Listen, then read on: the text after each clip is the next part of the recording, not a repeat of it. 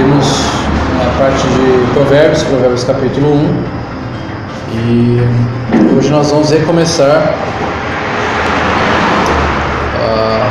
o livro de Atos. Estamos lá no capítulo 20. Capítulo 20, versículos de 1 ao 12.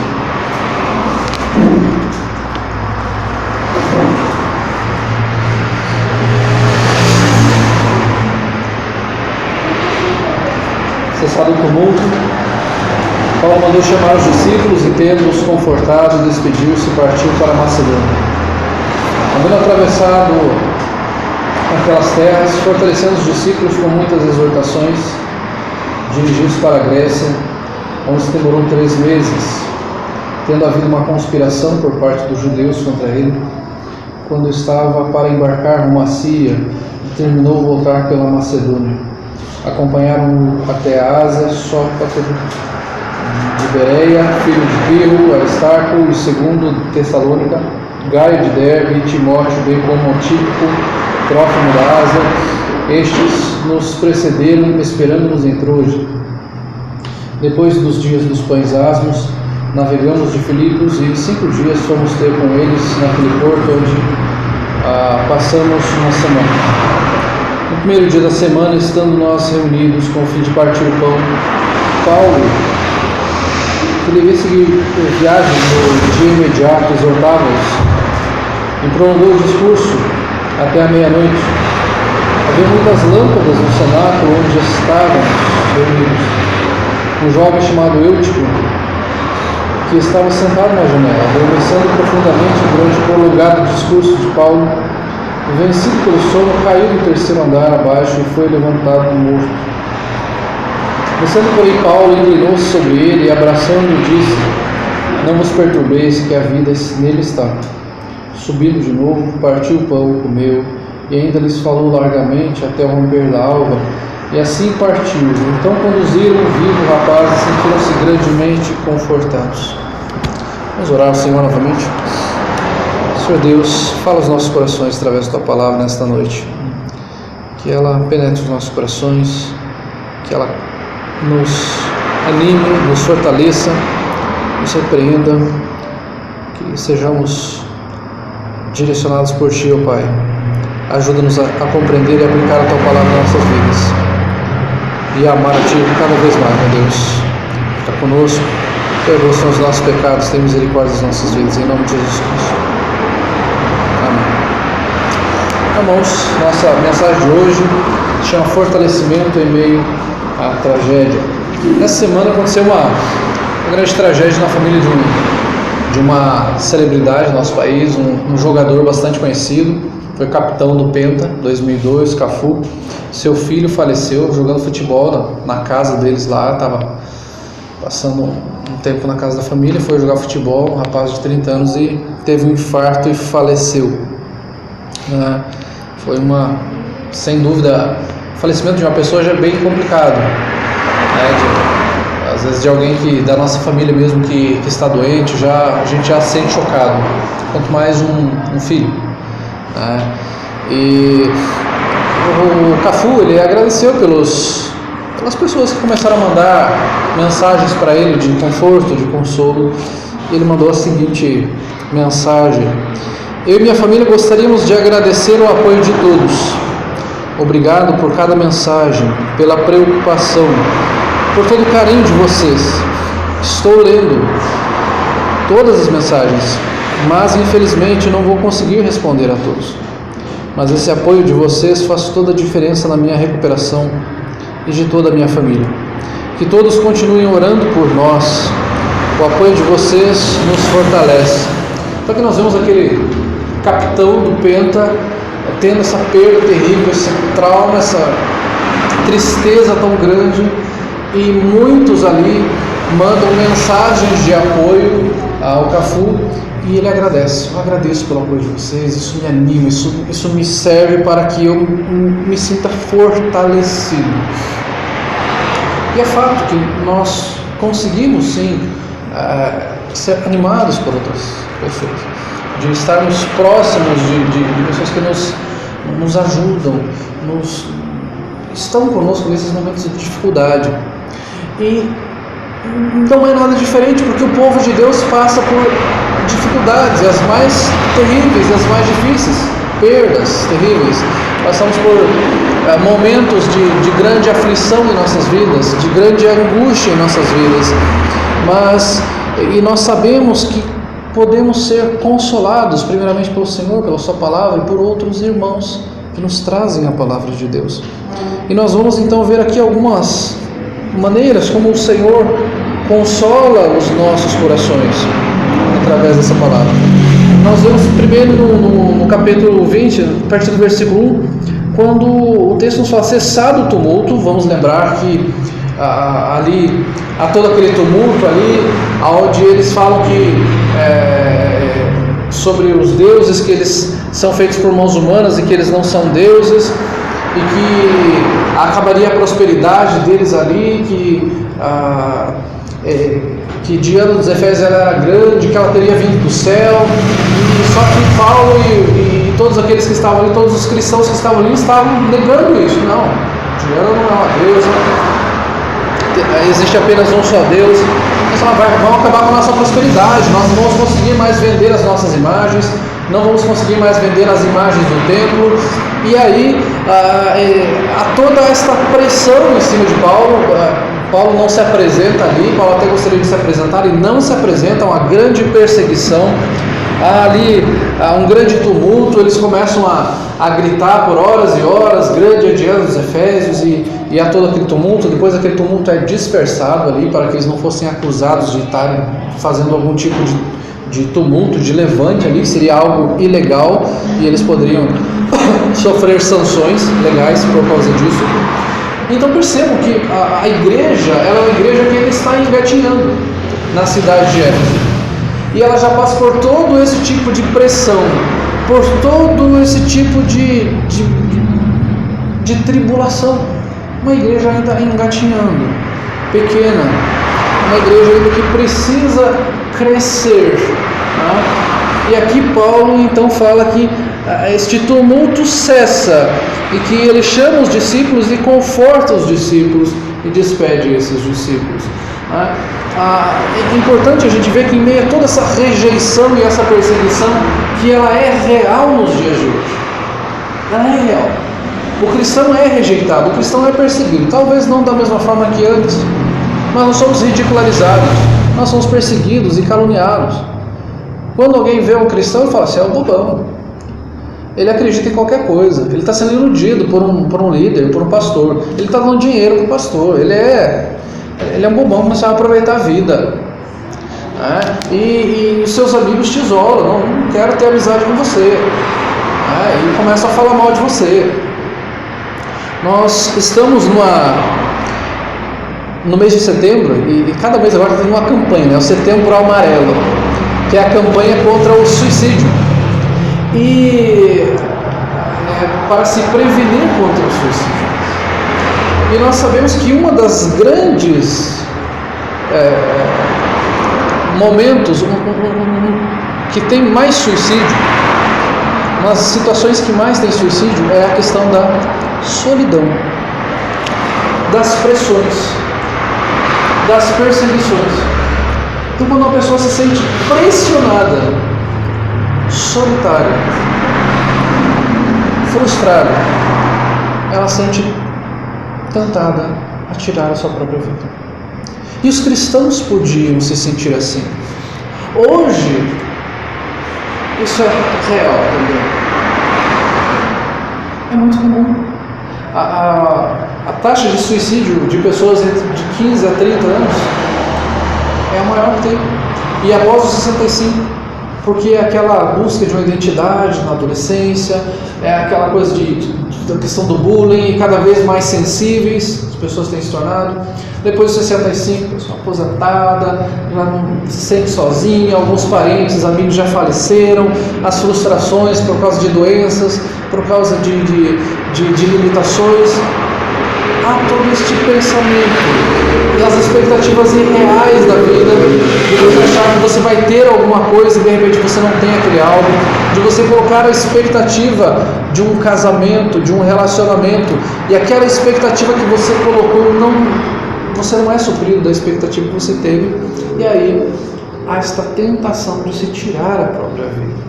Aqui então nós temos uma igreja que ainda é frágil, nova, sofre rejeição, perseguição, ameaças de morte. Paulo é abandonado pela maioria daqueles que se diziam seus amigos. Paulo sofre também. Paulo certamente sente esta agonia. O próprio apóstolo Paulo relata em certos momentos que ele fala que ele se desesperou da sua própria vida. Ele mostra, por outro lado, aqui a perseverança dele quando cessa esse tumulto. Ele chama os discípulos e ele conforta os discípulos. Poderia ser algo que daria a eles um desencorajamento. Poxa, a gente está começando a pregar a palavra de Deus e com toda essa perseguição, com toda essa negativa, com toda a rejeição que existe aqui, Paulo os anima.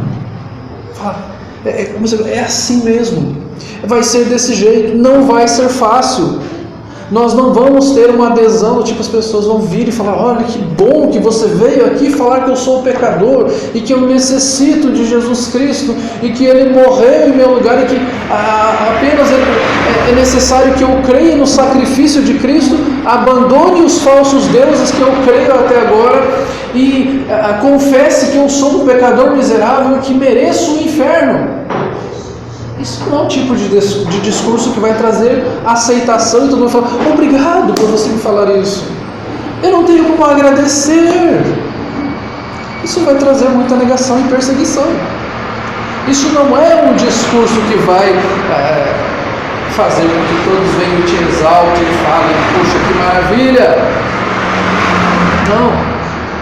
E aí nós corremos este risco de tentarmos editar a palavra de Deus e transformar o Evangelho em algo agradável, palatável, lindinho, bonitinho.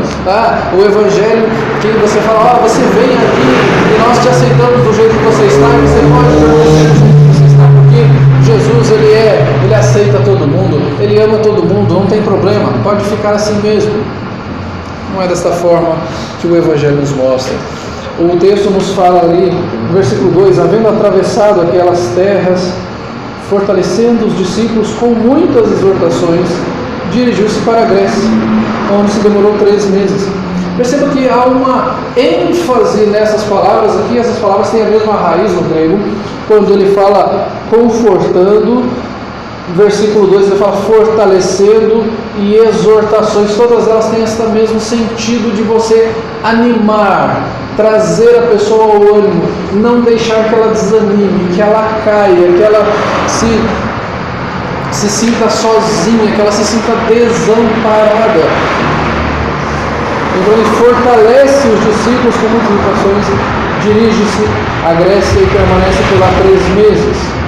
Tendo havido uma conspiração por parte dos judeus contra ele, quando estava a embarcar rumo à Síria, determinou voltar pela Macedônia. Há toda a negação, perseguição e ainda conspiração para tirar a sua própria vida. Poxa, lá em Éfeso já acontece isso, me perseguem, eu tenho que me esconder. E em outras situações que ele já havia passado, e aqui novamente uma conspiração onde os judeus começam a combinar como vamos matar Paulo. Da mesma forma como os fariseus faziam com Jesus e tentavam matar Jesus e pegá-lo em alguma contradição e colocar Jesus em uma situação difícil, com o apóstolo Paulo da mesma forma. A conspiração, a tudo é contra, a perseguição, e o apóstolo Paulo então ele embarca rumo à Síria. Ele estava determinado, e o rumo à Síria determinou voltar pela Macedônia. Perceba que ele tem um certo cuidado também pela sua vida. Ele não tem aquela coisa: eu vou morrer por Cristo, estou aqui, me matem. Não, ele se cuida, ele foge, ele vai para um lugar, ele vai para o outro. Quando ele percebe que é um perigo muito grande, ele vai para o outro. Ele está ali: venham aqui, me apedrejem, me prendam, me chicoteiem. Não, ele tem este cuidado, ele tem este zelo, porque a vida dele deveria ser cuidada para pregar o Evangelho, para pregar a palavra de Deus. O texto continua falando ali: acompanharam-no até a Ásia Sópatro de Bereia, filho de Pirro, Aristarco e Secundo de Tessalônica, Gaio de Derbe e Timóteo, bem como Tíquico, Trófimo da Ásia. Estes nos precederam, esperando-nos em Troade. Em toda esta perseguição, esta negação, existiam bons amigos que estavam com ele. Timóteo estava com ele, Trófimo estava com ele, Tíquico estava com ele. Em outros lugares fala sobre alguns desses homens que estavam com Paulo, que ajudavam Paulo. Ou seja, em meio a todas essas perseguições, é importante termos amigos, pessoas na igreja que possam dividir as suas cargas, nos confortar. É importante procurarmos pessoas de nossa confiança para conversarmos, chorarmos juntos. Falamos: olha, eu estou passando por um momento difícil, eu preciso que você me ouça, eu preciso que você ore por mim, eu preciso de uma orientação. Nós não, como cristãos, não precisamos carregar nossas cargas sozinhos. Nós podemos conversar, nós podemos orar uns pelos outros, visitar uns aos outros, e não ficarmos enclausurados e depois os irmãos vão saber só quando já aconteceu alguma coisa ou quando não tem mais jeito, quando já chegou um nível emocional tão forte, ou uma situação financeira, ou um problema de saúde que não foi compartilhado. A importância de conversarmos, de um fortalecer o outro, falar: não estou bem, eu preciso que você me ajude, eu preciso que você converse comigo, eu preciso que alguém me visite com mais frequência, porque eu estou me sentindo só, eu estou me sentindo solitário. A solidão é uma das poucas coisas que temos. Paulo tem esses irmãos, e esses irmãos aqui eram um alívio, um frescor para Paulo. Como é importante nós sabermos que temos pessoas juntas de nós, mesmo sendo poucas, e normalmente são poucas. Quando nós passamos por dificuldades, nós vamos perceber que poucos são aqueles quem nós podemos contar, poucos são nossos amigos, poucos são aqueles que estarão dispostos a chorar conosco, a nos visitar no momento de dor, a nos visitar no momento de limitação. Mas como é bom termos irmãos, como é bom sermos igreja, como é bom podermos conversar, nos importarmos uns com os outros, como a igreja fazia desde Atos capítulo 2, quando aqueles irmãos que vieram de outros lugares se converteram ali em Jerusalém, e os irmãos se importaram com eles de tal forma que alguns que tinham propriedades venderam as suas propriedades para suprir esses irmãos que estavam ali por aquele tempo ainda. É você se importar, é você se alegrar em ajudar, é você ter a confiança no outro de poder contar algo, de poder abrir um pedido de oração. Como isso é importante, de não estarmos sós, de não nos agoniarmos, porque a tendência, quando nós nos sentimos tristes, é nós nos isolarmos, é a gente ficar no nosso canto, é não querer conversar com ninguém, está tudo bem, para mim tanto faz, vou ficar aqui. Mas não é assim. O importante é nós buscarmos ajuda, o importante é nós compreendermos que Cristo está conosco, o importante é nós compreendermos que nós somos um corpo, que uma parte do corpo pode ajudar a outra. Então confie, divida a sua carga, converse com alguém, ore por alguém, acompanhe alguém. Paulo tinha este alívio, este frescor de ter pessoas próximas a ele. O versículo 6 vai falar: depois dos dias dos pães asmos, navegamos de Filipos, e em 5 dias fomos ter com eles naquele porto, onde passamos uma semana. Então, passa-se o dia dos pães asmos. O dia dos pães asmos era o que seguia a Páscoa. Tinha a Páscoa, 7 dias dos pães asmos, onde era tirado todo o fermento, comia o pão sem fermento durante 7 dias. O significado ali do fermento era retirado como símbolo do pecado ser retirado dali. O fermento era colocado uma pequena quantidade no meio da massa e ele leveda toda a massa. Então o símbolo ali é um pouquinho de fermento, como o próprio Senhor disse, leveda toda a massa. O dia do pão sem fermento é como se estivesse tirando o pecado do meio deles. Então ali há este período do dia dos pães asmos, logo após a Páscoa, e eles navegam para Filipos.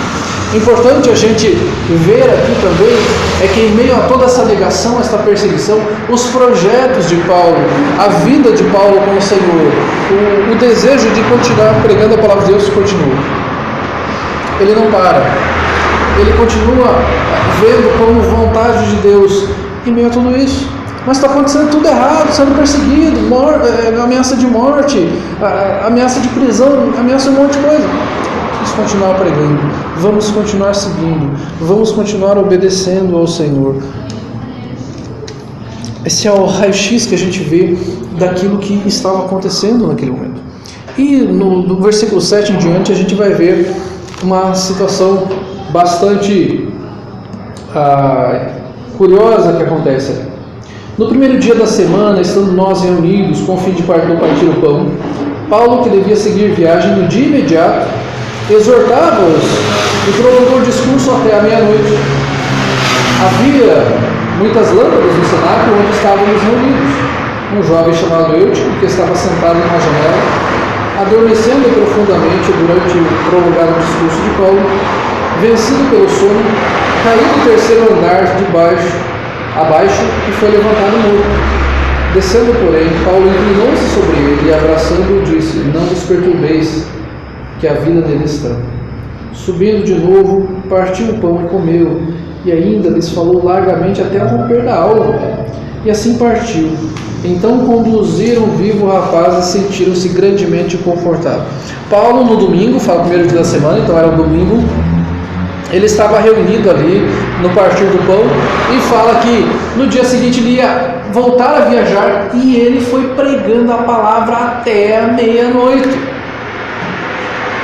Semana passada nós falamos sobre a geração Z, que é essa geração de agora, que é de 1995 a 2010 mais ou menos.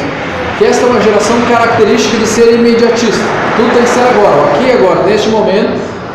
As coisas têm que acontecer rapidinho, o filme tem que começar rapidinho. Não pode ter os créditos no começo, como tinha na década de 70, 80 e 90. Tem que ser, começar o filme, já tem que começar lançando uma bomba e correndo e caindo alguma coisa do penhasco, tem que ser já. Sempre tem que ter algo novo. Flashes aqui, filme, tem tomado uma câmera aqui, outra lá. Na década de 80 nós vimos filmes com diálogos de 10, 15, 20 minutos no mesmo cenário. Hoje não, você tem que cada 10 segundos, 20 segundos, cenário diferente, câmera diferente, tomada diferente, novidade, tudo novidade. O Evangelho se tornou algo enfadonho, se tornou algo chato, porque não tem novidade, não tem tomada de câmera, não tem nada colorido, até a Bíblia é preta, meio rasgada. Agora já tem umas bíblias rosas, umas bíblias verdes, mas é aquele livro lá. Tem até no tablet lá, no celular, eu posso abrir no computador, mas não tem nada novo naquilo. E aí muitos líderes caem nessa armadilha. Vamos fazer algo novo, algo dinâmico, nós vivemos numa geração Z que precisa de novidades. E aí você cria um outro evangelho e coloca e mistura com o verdadeiro evangelho, que se torna um falso evangelho. Se você mistura algo que não é o evangelho com o verdadeiro evangelho, você falsifica o evangelho. Você está fazendo uma mistura. Quando você mistura, você já falsificou. Se você pega chocolate Nestlé, derrete, e você pega um outro chocolate de segunda categoria, de quinta categoria, e você derrete lá, mistura os dois e coloca de novo lá para gelar, para congelar e coloca a barra lá novamente com a embalagem Nestlé, ele não é Nestlé, ele é falsificado, ele se tornou algo fake. E hoje é o que se está fazendo, se caiu nesta armadilha. Vamos nos contextualizar com os jovens. Paulo poderia ter contextualizado. Olha quanta gente, quantas pessoas, lotado, tanto que o rapaz estava lá, uma soleira lá, sentado lá, um monte de gente. Eu poderia falar um pouquinho só, cantar os louvorzão lá bem animadão, colocar umas bateras lá, umas guitarronas, já ia chegar mais uns jovens lá. Mas o que ele faz? Paulo é muito bobo. O cara fica falando da Bíblia até meia-noite. Mas quem que não ia dormir com esse homem falando até meia-noite? É isso que se pensa. A geração de hoje, se você prega mais de 25 minutos, o quê? 25 minutos pregando? Não! Nós temos que ter um louvorzão de 1h30, pregação 15 minutos no máximo, porque essa geração não aguenta, ela não tem foco, ela não consegue se concentrar. Se você fizer uma pregação por mais de 15 minutos, você perdeu a sua audiência, é isso que se fala por aí. O que você tem que fazer é animar o povo, louvores bem animados, guitarra, bateria, teclado, e você levanta, e os jovens pulam e tal. Aí vem o pastor lá, que é o coach, que é o animador de plateia, ele fala algumas coisas, conta umas piadas no meio, 10, 15 minutinhos, acabou, todo mundo feliz e contente para casa. É assim que uma geração Z tem que ser. Muitos slides, efeitos especiais, joga lá uma fumaça branca lá no meio, sobe alguma coisa lá no meio, um cabo de aço, né? Surge o Capitão América lá no meio, falando, olha aqui, entrando o Capitão América, ele é o herói que mostra a figura de Cristo, e coisas assim. Então você tem que trazer flashes, novidades. Paulo usa cada minuto do tempo para pregar a palavra, sem distrações, sem ficar tirando o foco da palavra, sem colocar cama elástica lá na frente. O John MacArthur conta isso, que um pastor ele começou a pregar a palavra pulando na cama elástica. Estava lá pulando e falando. Ou colocar um ringue de MMA no meio do público lá. Aí a pessoa faz a luta e depois no fim você faz lá uma mini pregação de 10 minutos. Nós estamos aqui para distrair ninguém, nós estamos aqui para pregar a palavra de Deus. Paulo estava preocupado em pregar o evangelho. Vocês conseguem imaginar a profundidade do que Paulo estava falando ali? A profundidade da palavra de Deus que ele estava pregando, com todo o conhecimento que ele tinha. Não estamos nem falando da experiência, viu? A experiência por si só não vale de nada, mas era o conhecimento da palavra, o conhecimento tremendo que ele tinha da palavra de Deus. E este que era um momento, que deveria ser um momento de alegria, transforma-se num momento de tragédia, porque aquele jovem ele adormece e ele cai e ele morre. Irmãos, nós como cristãos deveríamos tirar o domingo, o dia do Senhor, para descansar e meditarmos na palavra de Deus. Mas hoje não é diferente. Se tivéssemos soleiras em nossas igrejas, muitos já teriam morrido. Porque nós nos preocupamos muito. No domingo nós queremos curtir, ir para o estádio de futebol, ir para o shopping, ir não sei aonde. Aí chega no horário do culto, tá todo mundo lá, tô cansado, tô com sono, precisando dormir. Aí tira aquela soneca na hora do culto, porque não se tirou para... É o dia de descanso. Não quer dizer que você não pode fazer nada, mas é o dia principalmente para você dar aquela relaxada, estar com os familiares.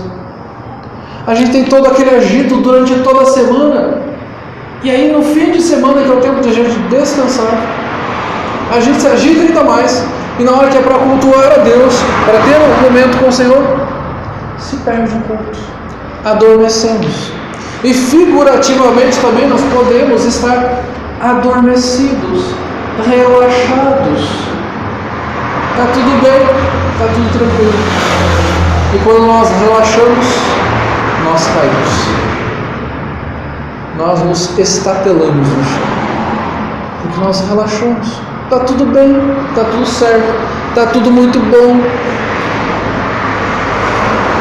A vida já não é como era antes. A qualidade do meu evangelismo, da minha vida de oração, da minha comunhão com Deus. Gente, relaxa. Não precisa mais ir todo domingo para a igreja. Não precisa ofertar tanto assim. Não precisa orar tanto. Não precisa mais ler tanta Bíblia, já sei bastante. É relaxar. E aí vem a tragédia. Vem a queda. É interessante quantos são os argumentos que se dão, por exemplo, para dormir na igreja. Eu estava muito cansado. Mas quando nós precisamos estudar, porque no dia seguinte tem uma prova tão difícil, nós conseguimos ficar acordados até 2, 3 horas da manhã sozinhos, estudando. E acordamos no dia seguinte, 5, 6 horas da manhã novamente. Ou quando temos um projeto do trabalho a fazer e há um prazo para isso, nós ficamos noites a fio ali, dormindo 3, 4 horas por noite no máximo. E estamos empenhados naquilo.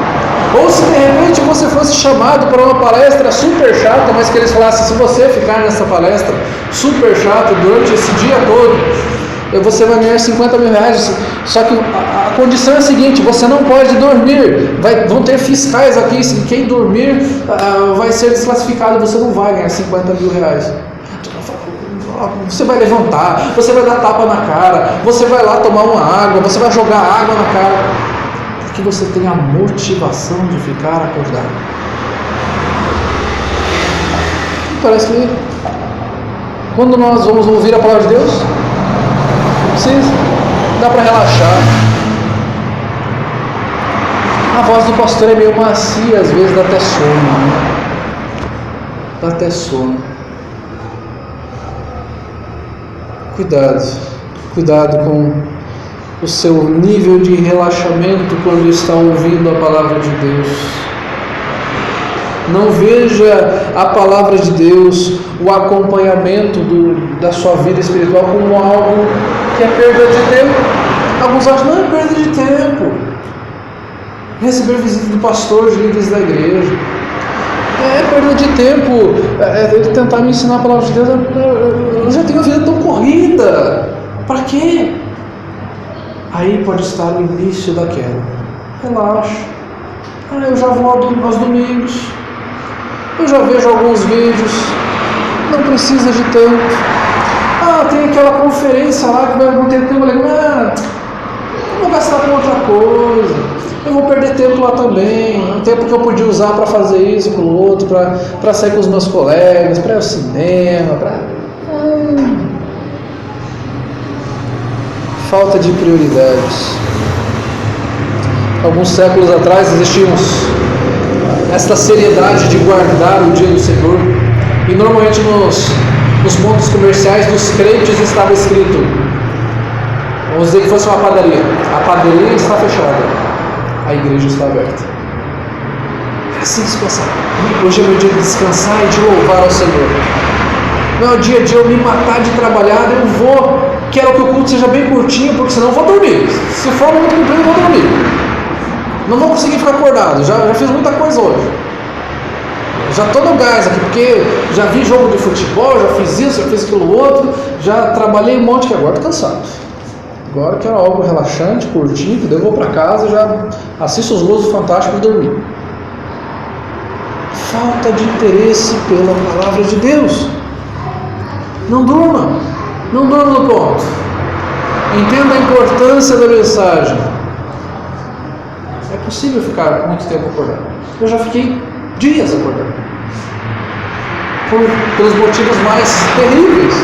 Motivo de perda de pessoas, de você ter que acompanhar famílias, ir para outra cidade, para outro estado, voltar, fazer identificação de corpo, fazer velório. Você fica ali 40, 48 horas, 50 horas acordado, porque você tem um foco, você tem um objetivo, e o nosso objetivo é servir ao Senhor, é conhecer ao Senhor.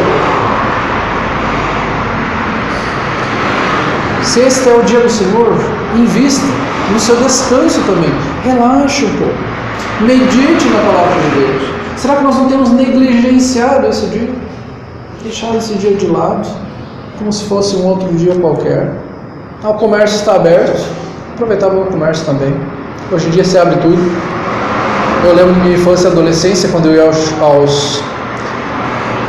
aos cinemas, e naquela época o cinema não existia shopping na nossa cidade, era o cinema na rua. E você saía do cinema, era tudo fechado, apenas o cinema abria e uma ou outra loja de tudo, mas mercado fechado, lojas de calçados fechadas. Hoje se perdeu isso. Hoje já se criou essa cultura. Vamos fazer isso, vamos fazer aquilo outro, vamos comprar um sapato, vamos fazer compra no domingo. Aí você faz aquela compra do mesmo dia, você chega arrebentado em casa, vai para a igreja. Aí já vai de mau humor para a igreja, vai cansado, as crianças vão chato. Invista nesse tempo. Invista no domingo com a sua família. Depois da sonolência vem a queda, espiritualmente falando. Se você está sonolento espiritualmente, vigie, você pode cair. Fique alerta, vigiai e orai, para que não caia em tentação. Mais algumas reflexões para nós no dia de hoje, na noite de hoje. A perseguição ou as dificuldades não são motivos para nos afastarem do trabalho ministerial, de forma alguma. As dificuldades existem. Nós não podemos neopentecostalizar as nossas decisões. Está ficando muito difícil, então isso é um sinal para eu não fazer mais. Não faça isso. Porque algumas coisas se pensa assim, agora outras que são do meu interesse, de repente eu falo, não, a dificuldade está surgindo para que eu tenha perseverança. Então, veja a perseguição, as dificuldades, como uma forma de o Senhor te fortalecer, de como Ele vai te usar e Ele vai te fazer perseverar em meio às dificuldades. Mas está difícil, mas é complicado, mas passou um ano, passou esse, e eu continuo tendo dificuldades para pregar, e as pessoas não estão ouvindo. Continue pregando, continue evangelizando. É o que o Senhor nos manda fazer. É o que o Senhor nos manda fazer. Se há uma coisa que não há dúvida que nós devemos fazer, é pregar o Evangelho. Essas são as coisas que você não pode ter dúvida.